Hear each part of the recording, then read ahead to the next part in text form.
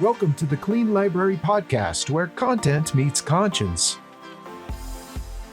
We believe there are millions of you readers out there desperately searching for a better way to find clean content. Each episode, we will introduce you to a new author of clean books, giving you, your family, and your friends clean options. Hello, everyone, and welcome back to the Clean Library Podcast. Today we have special guest author Harrison Hank Jenkins. Harrison is a seasoned tech leader and product innovator with over 2 decades of experience delivering groundbreaking SaaS, mobile, and Internet of Things products. With 5 patents to his name, he thrives at the intersection of creativity and technology. Beyond his professional pursuits, Harrison channels his passion for craftsmanship into projects like his recent revival of a vintage 1975 Honda CB750 Supersport. He lives in Salt Lake City, Utah, with his incredible wife, where they have spent the last 2 decades raising their children, surrounded by wonderfully supportive neighbors.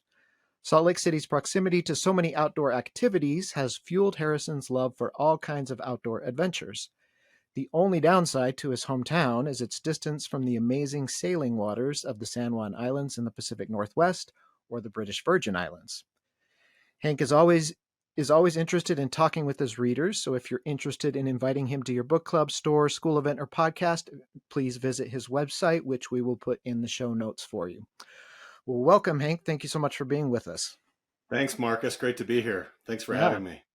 Absolutely. So, let's read your 2 truths and a lie here. And, okay. Brock may join us in a minute, and if he does, he's going to be at a disadvantage, and that's his problem, not mine.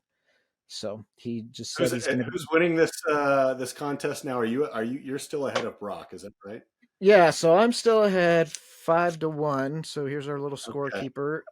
As a native of Salt Lake, you might recognize him. He was the announcer for the Salt Lake Bees for many years. Oh, the Bees, yeah. Okay. And he is now our official scorekeeper since he's retired from the Bees. Yeah. I don't think he knows that, but he is. All right, so let's do your 2 truths and a lie. Number 1, I once played in a band with the Killers guitarist. Number 2, when I was 16, I won a water ski boat in a prize drawing. And number 3, I ate my first Big Mac when I was 42. All right, so each one is very different. So we'll have to see where we go from there. See if we can. I don't think we'll bring up McDonald's at any time, so we'll see what happens. All right. So why don't you start out by telling us about your book and kind of your journey as an author? Yeah, certainly. It's interesting that you mentioned the Bees there, because one of the things that got me started, one of the features in the book, is my son was actually the bat boy for the Bees for a bit. Okay. And so the book is it's called A Bad Hand, and it's available from all good booksellers. And it's about a bat boy who solves a crime, and there's some criminal activity that he suspects in the baseball park and the minor league team for whom he is a bat boy for, and anyway, it's about that adventure. But what got me started as an author was I had some time off work. Brock's here. All right. Yeah. Hey, welcome. Yeah, not bad. You're all right. You missed out on the 2 truths and a lie, so you're just going to have to wing it. Okay. So Hank, I'm up to it. Okay, you can do this. So Hank was just describing his book to us. Yeah. So what got me into it is I had some time off work, and I'd had some ideas bouncing around in my head, and I've got a kind of a Google Doc where I'm kind of capturing ideas, and I presented 3 or 4 ideas to my family, and they all universally selected Minor League Bat Boy Solves a Crime. And so that's what the genesis of this was. And another piece of it was I was an ecclesiastical leader for our local church, and I would have an opportunity every few months to have a one-on-one conversation with each of the teenage boys and girls in our congregation. And it was fascinating to talk to them, and you talk to them. Well, what do you do outside of school and basketball, or what do you do when you have some downtime? And inevitably, all of the girls, all of the teenage girls, the young women, they were all reading fiction, every single one of them. Mhm. And without fail, none of the young men were. And I thought, what is going on? I mean, I loved reading Tom Clancy, and I loved Yeah. Lord of the Flies, and all these great books that I remember. And I wasn't a particularly good student. In fact, I'll bet if any of my English teachers are watching this, they're probably rolling over in their grave that I ever wrote a book. But I was just I was struck by that over and over throughout the years, talking to these teenagers and seeing that play out. And as I would notice that, I talked to other parents of teens and asked them, and kind of took these random polls with them, and they were seeing the same thing, with the exception of you had some young men who are interested in fantasy and science fiction, um, but none that were interested in kind of contemporary kind of fiction with Yeah. sports and things like that. So I thought, well, maybe this is an underserved audience, or maybe they're off playing video games and so they're not reading. I don't know, but I thought I'll write a book for those people, and see what happens. And so that was the genesis of this.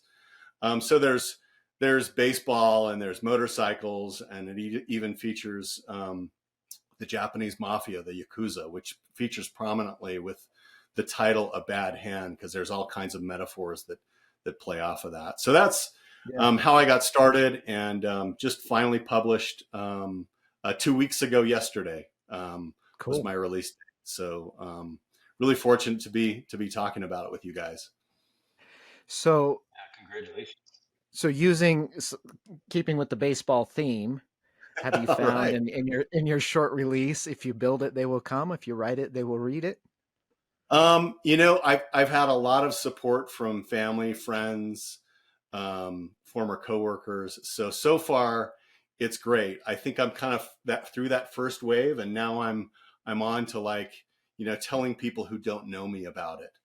Yeah. And so we'll see what happens. And as I would talk to literary agents about the project, many of them were very skeptical about making this work. And in fact, as I would introduce myself and introduce the project, I would say this is really for an agent who's ready to take a risk, Mhm. because I can imagine them going into a pitch meeting with an editorial board of a publishing house or something like that, and saying, well, I've got this book. It's about this protagonist in suburbia. He likes baseball, and he's a high schooler, and it doesn't really get interesting from that.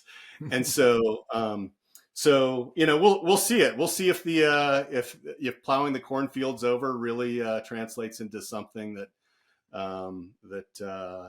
people gravitate to. We'll see.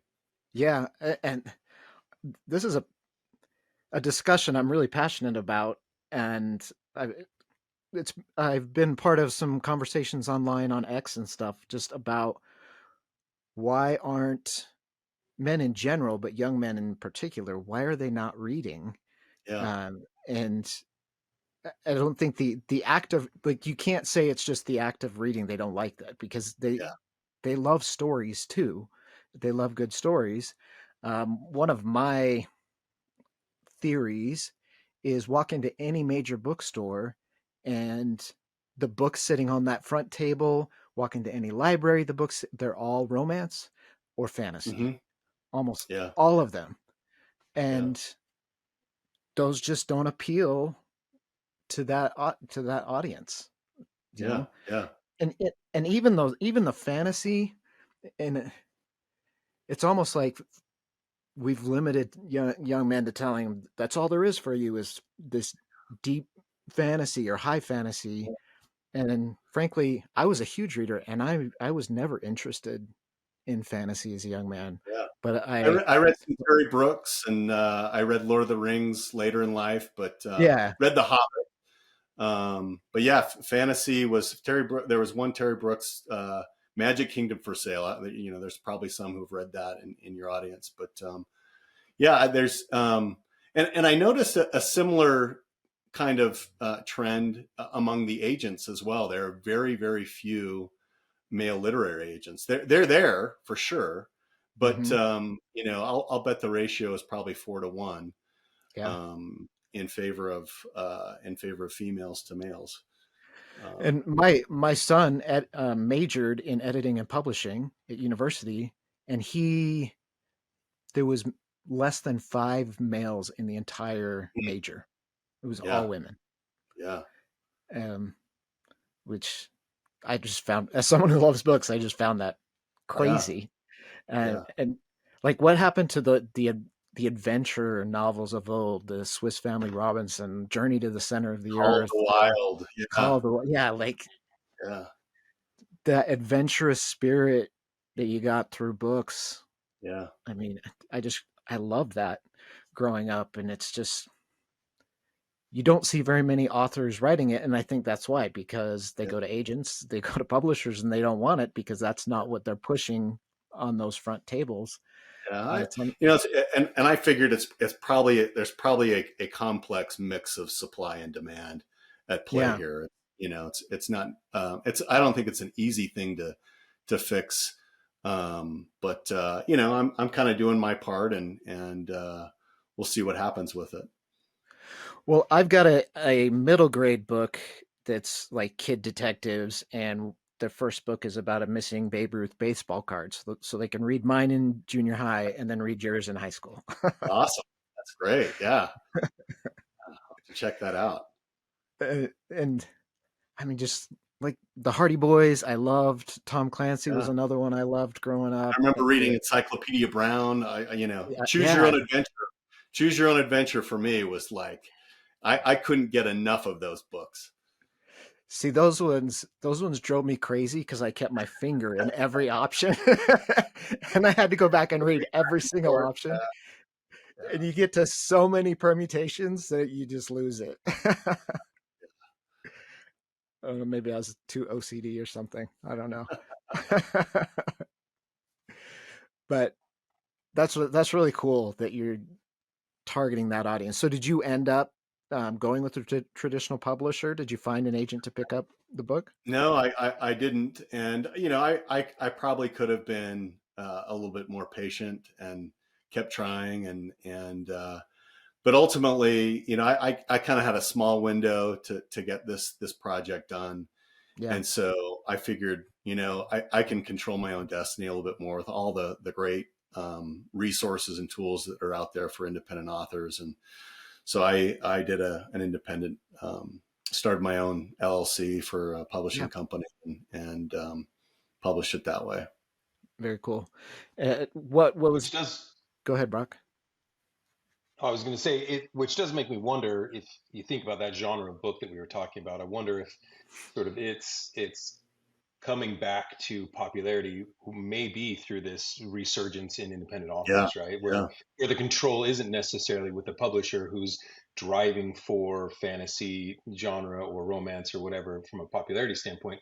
Now, just like you mentioned, like the tools that are available for independent authors now, Yeah. and maybe that can be that gate through which that genre will become popular Yeah. again. Yeah. It'd be interesting to watch that. Yeah. I think you're right. I as I thought about putting myself in the shoes of an agent and saying, well, this is going to go next to all of those books that you mentioned at the front of the bookstore. It doesn't really fit there. It might in certain situations, but yeah, it's kind of hard to put it right next to what's available in that. If you look at that YA fiction section right as you walk Mm-hmm. in. And I think that there's some there's some I don't have any data to back this up, but I'm kind of projecting, how my daughter decorated her room growing up. She's grown and out of the house now, and I think that there's a lot of maybe young adult teenage girls who are kind of decorating their room with the books that they've read, and they're really pretty, and there's great graphic design, and my book has a much more masculine cover than the YA romance or romantasy or something like that. Yeah. It, oh, no, I live in a kind of a smaller town. It's growing, but it's still kind of rural. And I went and talked to the school librarian, and I did a lunchtime talk for this for some students there who Cool. were interested in writing. That was a lot of fun, and she bought some of the books and put them in the library. And I was asking her later, like, how are they? Are people checking them out? Like, how are they doing? And the Western is the most commonly checked out book of all my books Oh, at wow. Yeah. this height, and like that blew my mind because Yeah. Westerns, if you look at the market, it's like old guys are the only Yeah. ones who read Westerns. But no, at Yeah. the high school, that's what they're checking out is the Western. Yeah, And I thought, I think there's an author out there, C.J. Box, who's made a lot of noise yeah, recently in the Western, not necessarily like pure Western genre, but kind of has that feel to it. yeah, he's got the Wyoming Game Warden Yeah, series. yeah. Yeah. Well, and it doesn't hurt that they decided to make it a TV show. I think there were Oh, two yeah, seasons. that helps. Yeah, definitely. Yeah, but those are Still good. waiting Like for that those are good books, to come in. Yeah, they right? are.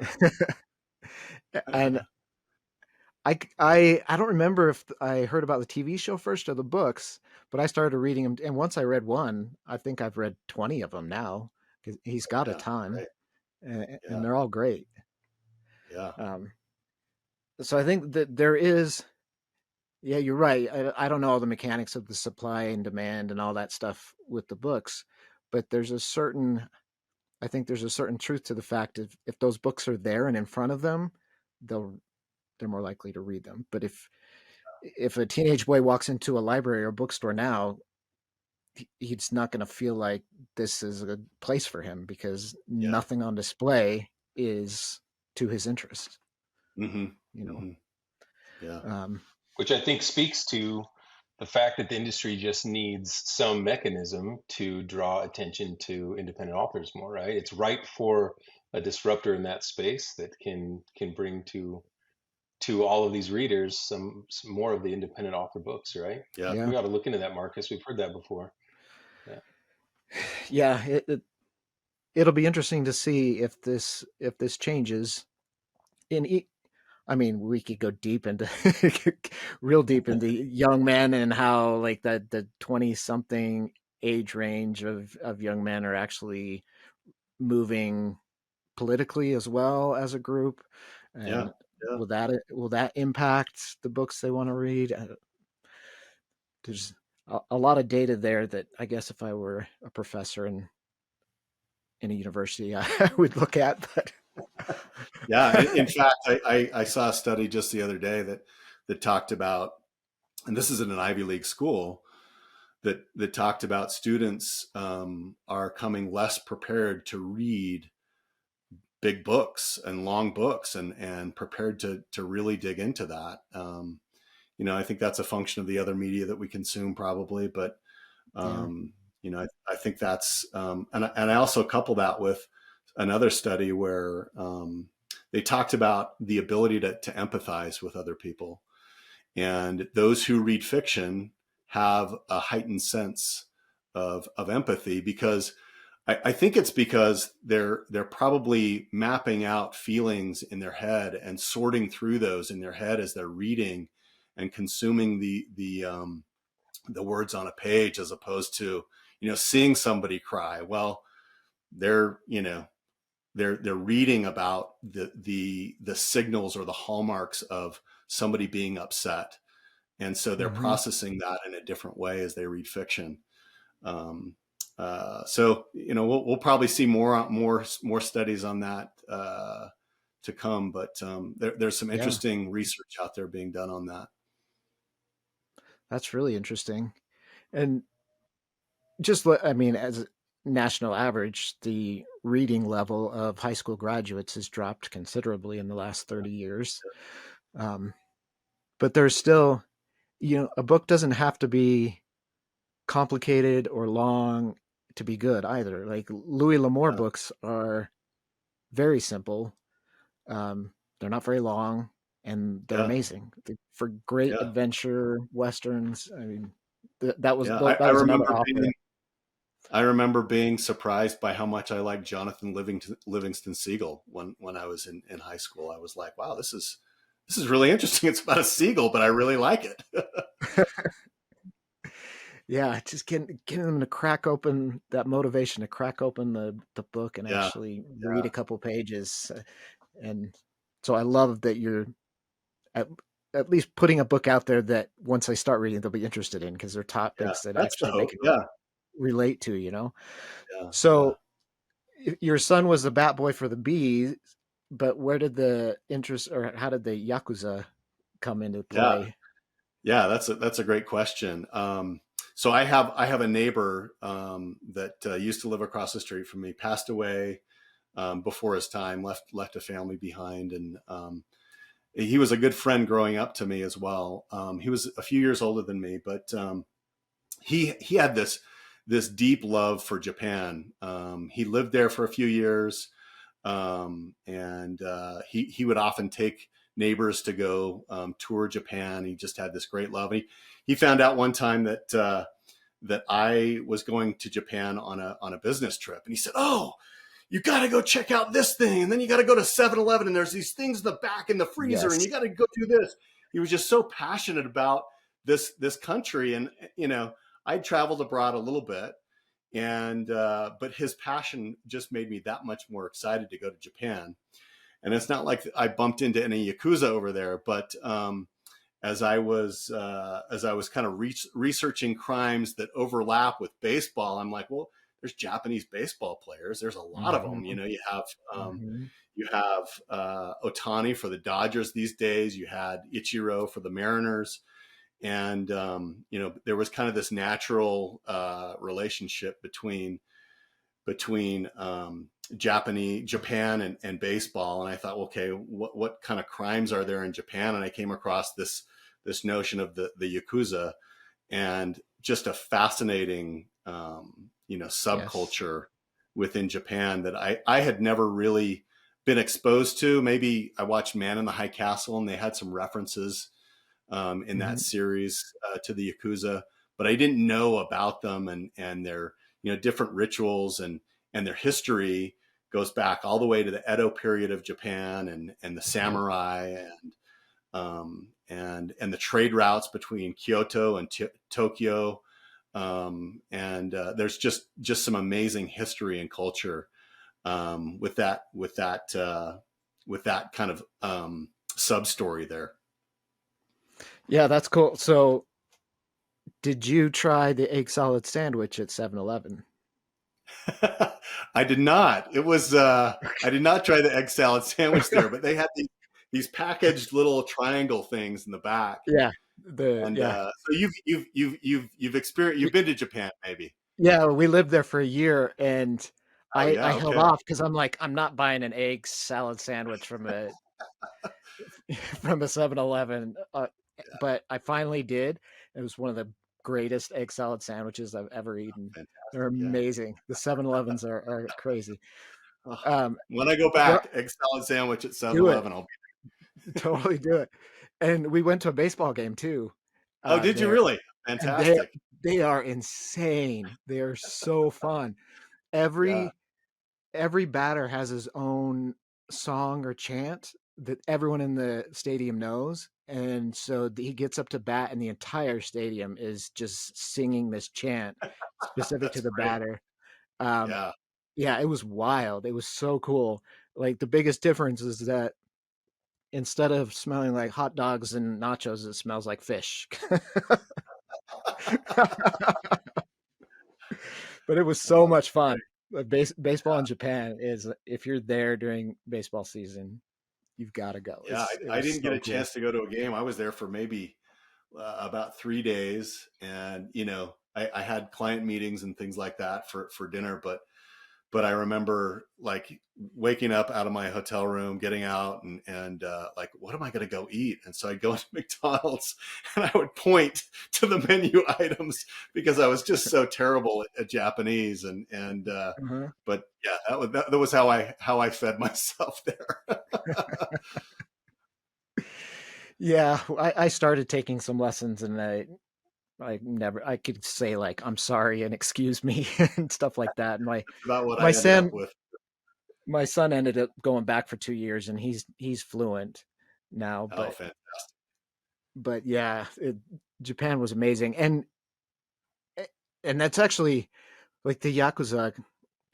You don't see them at all. They Yeah. keep themselves very separate from the rest of Japan. Like it's a very segmented society. So And even if you see them, you don't know it. Also, right, there are also some that have, this kind of public persona, they kind of, they're members of parliament that are members of the have yakuza ties, and yeah, so it's very different than organized crime, I think, in the United States or in Europe very. or South America. It's just a very different thing. Yeah, like I had some information on them just because of the nature of the job I was doing, but as just living there, you would never even know if you came across them.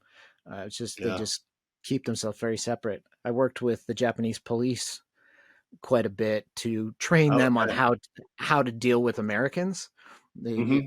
if they're trying to arrest an American, and um, very very different in how they react to and respond to the police, because that whole crime syndicate is like it's not something that a local policeman there would ever come in contact with, because it's Yeah. just so Yeah. segmented. So it's fascinating. And Which which brings up actually an interesting topic that we've had with some of our other guests. So how did you approach doing your research for that, Yeah. and how did you go about collecting all the information So as there, you were preparing your book? yeah, that's a good question. There's a gentleman by the name of Jake Adelstein, and he's written a few books. The Last Yakuza and Tokyo Vice were two books, and he was a American citizen, but he worked for a Japanese newspaper, and he was mhm. assigned to the Tokyo Vice crime beat. And he talked about his time and creating relationships in the police department. But he's really kind of the foremost expert on Yakuza culture and their hierarchies, and so he's written a few books. So I consulted his books as I did that, and then just going out to Google and things like that. Yeah, Awesome. because a lot of the foreign facing, or the public facing, I mean, of vice crime in Tokyo is all foreigners. They're not even Hmm. Japanese. Wow, Um, wow. so like the Roppongi district is one that we would have to tell sailors to be careful at, because that's where a lot of that kind of those massage parlors and Yeah, yeah. houses, but you wouldn't see that. Yeah, it's just crazy. I could talk about this all day. I was kind of hoping you were going to say that you went and infiltrated and spent 3 years undercover as a as So a crime boss there. yeah, because But I would you had an totally fit in. opportunity. Harrison, I handed that to I you. But yeah, yeah, I think yeah, there's a number of things that would be a dead giveaway that I could not influence.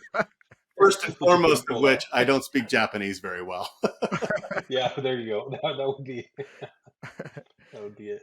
The gaijin crime boss in Japan. Yeah, yeah.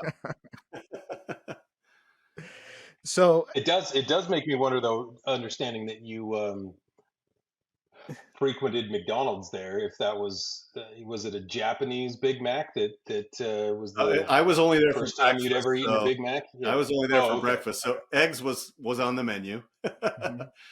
Yeah, it was pretty basic stuff, and I could recognize, oh yeah, there's an egg McMuffin right there, and there's a hash brown right there, and orange juice, and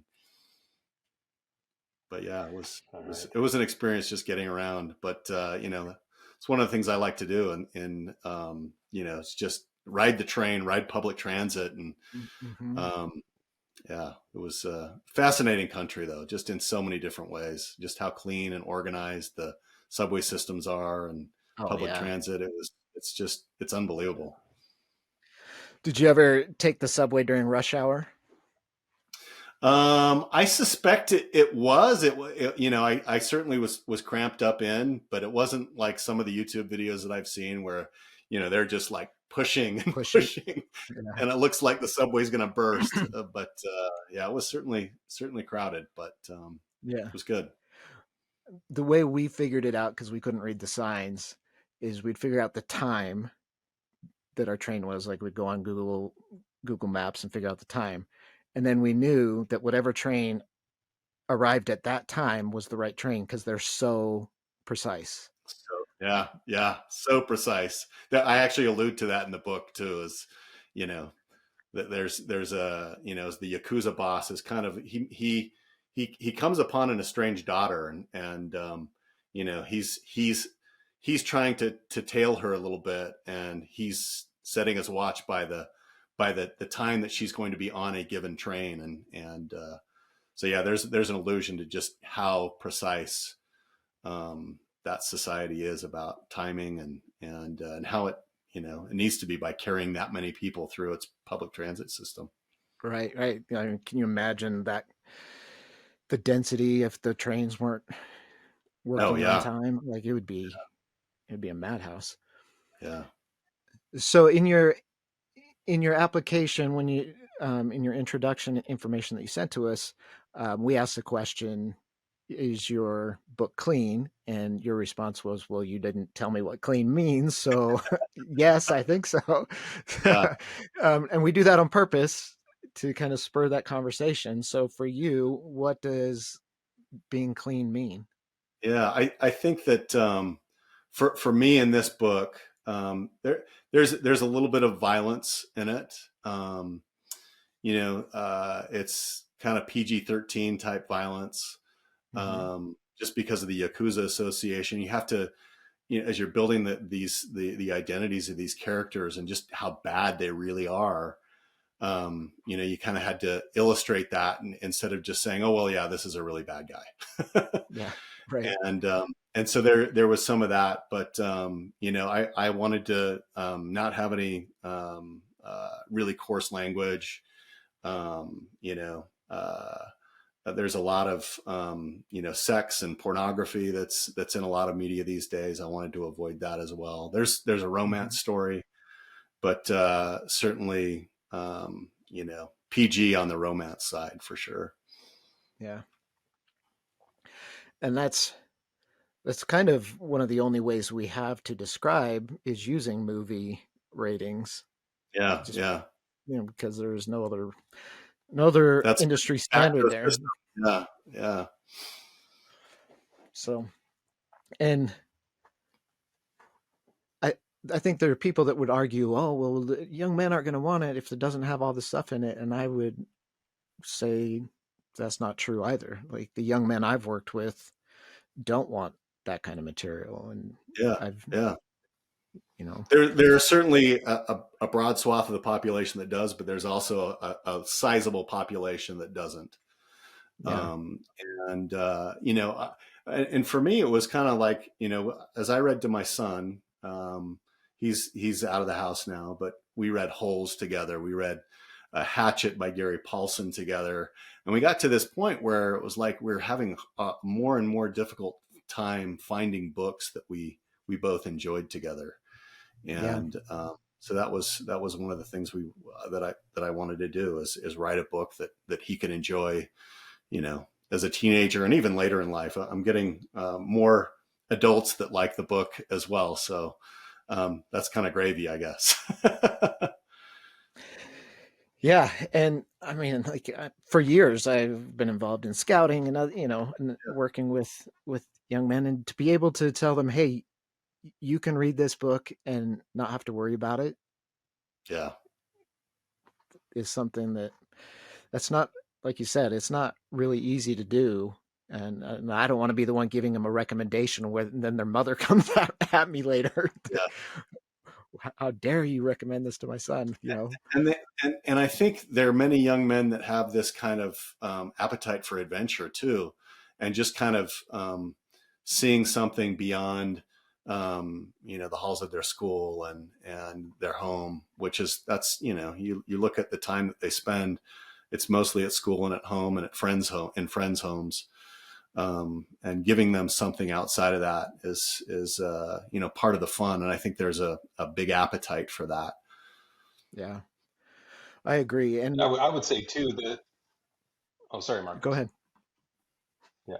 I would say too that even those who, you look at the reasons why young men, and it's varied, but why young men might be gravitating towards pornography or towards explicit material, and a lot of times that is to as an escape or to numb out or to get away from experiences in their life. Where if they had more opportunities like this, more options, I think sometimes could be replaced, Yeah. pornography or their attractions, with good stories that allowed them, that, just like you said, this appetite for adventure that would satisfy a need to escape from the heavy things of the world that they're facing a lot of times, that would provide them a different outlet for a lot of those emotions that sometimes end up going towards negative and damaging material, as opposed to something that could be uplifting. So that would be I think the more options they have, the better off that they could Yeah. potentially be That's a good in the point, Rock. choices they make. So yeah. Yeah. Good point. Yeah. And and I don't want to downplay fantasy at all because it is very popular and a lot of people love it. But Yeah. Yeah.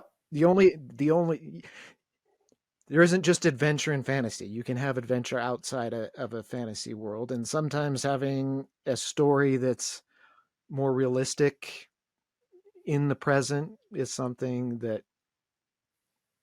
I don't know. It can have a different impact than something that's completely fantastical. Yep. Yeah. So I mean, there's a reason everybody loves The Sandlot, right? I mean, that is a Yeah. lot more Yeah. applicable to what you could experience in just about any neighborhood or school Yeah. or park setting, So I love it. Yeah. Yeah. yeah, I mean, even think about those movies that have stood the test of time. Those kind of adventures, like The Sandlot or Mhm. Goonies or Star Wars or Back to the Future. Those are all adventures. Yeah. And Raiders of the Lost Ark, right, Yeah. right. There's some fantastical stuff there, but it's all adventures that are happening in this world, and there's a reason why they're still popular today, Yeah. Yeah. for sure. So, how are you? Like, what's your plan um, to keep excitement and marketing and stuff for the book to try to push it out I'm I'm to its audience? I'm kind of still figuring that out, shining a light in the tunnel, and I Yeah, can see maybe two steps ahead of me right now, and trying to just get the name of the book out there, promote it on social media, connecting with great media outlets like you guys. That's I've got a few speaking engagements, kind of smaller speaking engagements that I have as well. cool. So kind of book clubs and that kind of thing. So those are some of the other things I'm working through and figuring it out as I go along. Yeah, try to find your audience. Um, Yeah. and speaking of just social media marketing, there, if you look at the book, kind of book talk, bookstagram, booktube, those are all Hmm. very female dominated as well. Yeah. So Yeah. I've struggled on social media trying to finding my audience because there's just not a lot of men that follow those tags or those Yeah. pages and stuff, the algorithm doesn't hit them like it does women, Yeah. just because there's more women in it. So hopefully, with Well, more of us and writing these kind of books. maybe it's also working through parents as well, and getting them aware. And of course, there's a lot of teenagers that aren't listening to parents, and that's okay. But maybe I can get through that route as well. Yeah, or the high school libraries, Yep. reaching I out got to one in those. one library. I figured that was a really good win for me. Yeah, that's awesome. First of hopefully many. Yeah, absolutely. But I think it's really important to not push, but to promote reading for young men and to provide them books that they will enjoy to read. Yeah. You don't want to convince them to read a book and then they go in and they can't find anything. Yeah. Yeah. Make Yeah. these, Go read. It's great. And then, yeah, there's nothing here for me. and maybe eventually they will get interested in those older adventures like Treasure Island, but that's a hard sell when they find out how old it is. They're just Yeah. like, there's this immediate, no, that's too old for me. I don't want, I don't want to read it, even though they'll love it. Yeah. Like Yeah, Robinson totally. Crusoe, So it's one of my favorites. is there more to the story then? Have you already, I mean, I know you just released this, right? But is there sequels planned in your head? Have you already started writing more? Are I've you wanting to really just focus on this? I've started on one other project that is not a sequel. If there's sufficient demand, I certainly have set this book up so that there could be a sequel to it. Mm-hmm. But I've got another project that it was kind of the next one on the list that I wanted to write, and so I've started on that, and we'll see where that takes me. It's a actually more of a Western. And so we'll see how that goes. Hey, there's a demand in my town for westerns. So are you hoping to do an audiobook as well? Yeah, I'm just getting some of the first auditions through right now. Oh, cool. And it was it's been a fascinating process to go through that, because you pass out these samples, and and especially where you've got this American teenager in suburbia, and then you've got the Japanese yakuza, and Yeah. balancing those accents and how they interpret that was something I really didn't anticipate as I was writing it. But as I handed it off, yeah, there's this one gentleman who I'm hopefully going to go with, but he's got a British accent, but man, he just nails all of these accents. And he's done like 250 or so audiobooks, got a ton of awards. I wish I had his name off the top of my head, but just really, really. Oh, Graham Mack is his name. I don't know if I'm gonna be able to go for him. He's on the more expensive side, Yeah. and right now this is a hobby that I hope is not just a hobby, and I can make some money Right. and get this done. But yeah, I mean, I would recommend him to anybody just based off his sample that he sent me. He was really good. Oh, very cool. That's a struggle. Like my series, each book is in a different location. So now I find myself, how am I going to find one narrator who can do a Japanese accent, an Italian accent, an Icelandic, a Scottish? Yeah, I'm in I'll trouble. bet this guy good. Actually, man, he is. Yeah, he is. He was really good. He's a pro, huh? Very Yeah. cool. So, kind of last question here then. What, now that you've gone through this process of writing and getting it independently published, and as you're just published, what is something you wished you would have known back when you started that you know now? That's a good one, and I've thought about this a lot. I think what I would have started with is, rather than writing an outline or starting with what are each of the characters, their struggles, and what are their challenges and their goals and all that kind of stuff. I probably would have gone out and I probably would have written a query letter just to say, this is the end that I have in mind. And, gotten a better understanding of comp titles and things like that. I probably would have done that first or really early so that I could have a really sharp target by the end of the writing journey. I'll bet there are smarter people than me that have already figured that out, but that's probably one thing I would do. And as I'm marketing the book now, I'm getting a much stronger sense for how much cover design really matters.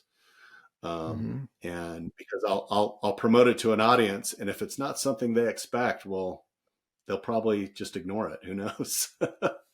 So those are the two things that I would probably do a little bit differently.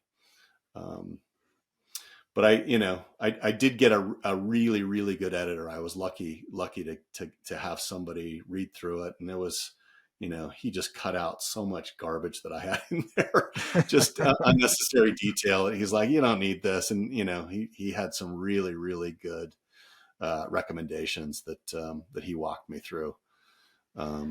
So, yeah, can you imagine if Victor Hugo would have had an editor like that when he was writing Les Mis? It'd be like half the length.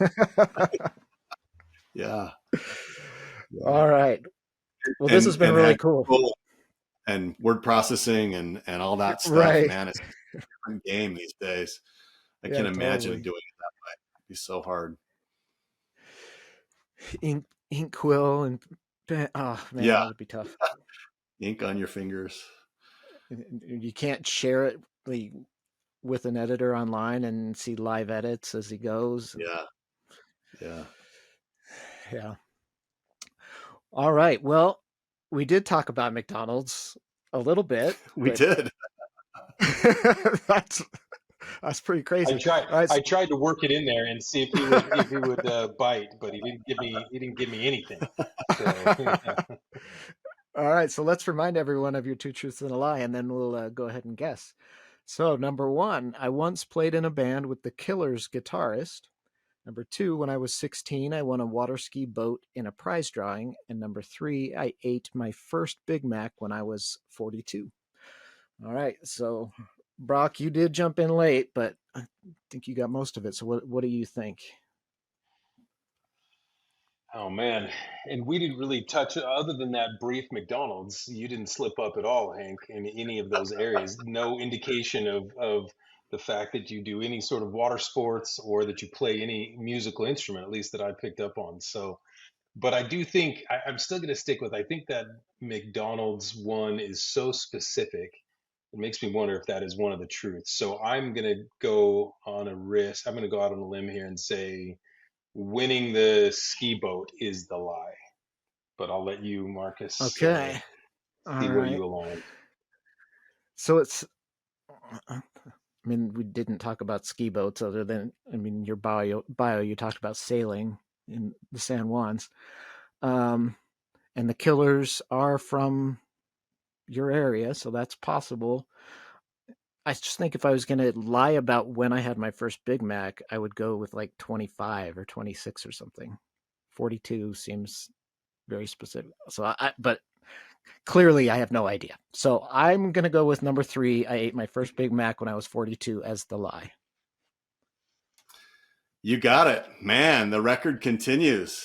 I ate my first Big Mac in Bangkok, Thailand, though. So that was the truth part of that, but it was much younger than 42. I think it was 20, something like that. So, and probably a very different. Well, Big the good Mac thing than is that what you have here in the States. it was slightly different, but better. Still, it was just like, oh man, this is amazing. I don't know. They seem to hit different when you're overseas, though. Like they're so much better. Yeah. All right, they're so just more nostalgic, maybe. All right, 6-1, Brock. Good job, Mark. Yeah, I'm getting thumped this season. Yeah, this season I'm getting tore up. I need to step up my game a little. Brock, Step it up. All right. you Well, guessed the water ski boat. Say again. yeah. What? You guessed the water ski boat, Brock. Yeah. You were actually, one could argue it was a lie because I won the drawing, but because I was 16, I couldn't claim the prize. I had to be 18 to enter into a contract. So, maybe some style points there, Brock. Thank you. Thank you. Yeah, but I do agree that if you got selected, then you technically won, but we're dismissed on a Yes. technicality there. Yeah. But Yeah. so I guess we do have to have a real quick explanation about how you played a guitar with the Killers guitarist. I used to play the drums, had a lot of friends that I played with, and then we had a wedding gig. And our guitarist was sick or something, and my friend was like, "Well, let me just get my brother. He can come play with us." We have never sounded better. I mean, it was like it was unbelievable. So yeah, this guy tours with, and he's been in the studio with the Killers. Robbie Conley is his name, and he's a local guy here in Utah. And he is phenomenal. Just a really talented musician and an incredible guitarist. Cool. Bet you that was a fun gig. Yeah, it was a ton of fun. Ton of fun. All right. Well, thank you so much for being on the show today. And like I said at the beginning, we'll put your website down in the show notes. So all of you out there, please go check out his book, check out his website. If you know a young man or an old man who likes to read or is interested in reading, we've got a book for you to show them. So check that out. Please subscribe, share. That's the best way that you can spread the word about the podcast. We really appreciate it. And we'll catch you next time on the Clean Library Podcast.